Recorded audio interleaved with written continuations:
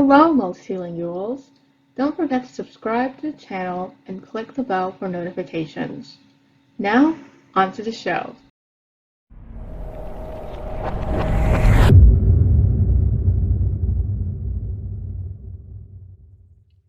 Who was the earliest English king you can name? Well, this story is about a king who is featured in many English legends. No, not King Arthur, but a real historical figure named King Alfred the Great. A weak and sickly child with 3 older brothers, Alfred was an unlikely king. Alfred frequently suffered from episodes of intense stomach pains. Sometimes it was so severe that it made him unable to leave his room for days or even weeks at a time. Because of this, Alfred was more interested in books than the military arts from an early age. In fact, Alfred won a beautifully decorated book of English poetry, offered as a prize by his mother to the first of her sons able to memorize it. The young Alfred, when visiting Rome with his father, also impressed Pope Leo IV, who named Alfred a consul of Wessex. However, Alfred remained illiterate until the age of 12 because his father, King Athelwulf of Wessex, had arranged for him to be schooled in the military arts. As the 4th son of the king, Alfred kept a low profile during the reign of his 2 eldest brothers. However, he was known to be a philanderer during his teenage years. Alfred's public life began in 865 at age 16 with the accession of his 3rd brother, 18-year-old Athelred. During this period, Bishop Asser gave Alfred the unique title of Secundarius, a recognized successor closely associated with the reigning monarch. Alfred fought the Vikings alongside Athelred until Athelred died from his injuries in 871, when Alfred was 22. Alfred then succeeded his brother onto the throne. After years of fighting, the young King Alfred won a decisive victory against the Danish Vikings in 878 AD. In 886, Alfred recaptured London and became king of the Anglo-Saxons.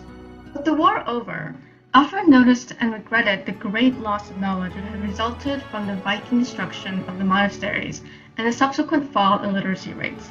He believed that all English freemen should be literate, and that the clergy should be schooled in Latin. He imported scholars from overseas and set up a school at court. At the time, there were few books of wisdom written in English. Alfred sought to remedy this through an ambitious court-centered program of translating into English the books he deemed most necessary for all men to know. This made Alfred the first English king to write books. The English that would have been spoken in Alfred's time would have been Old English, or the Anglo-Saxon language.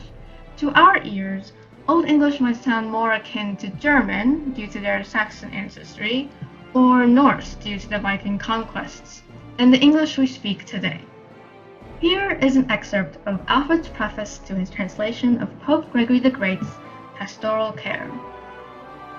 Avundrade ich swede dara godena wiotena the you weran yond anger kun.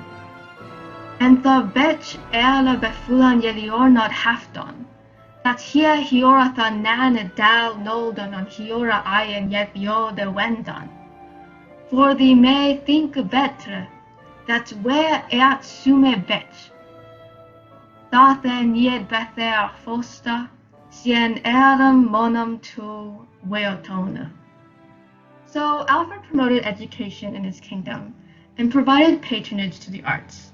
His reign remained peaceful thereafter till 890 AD, when large-scale Danish invasions arrived once more.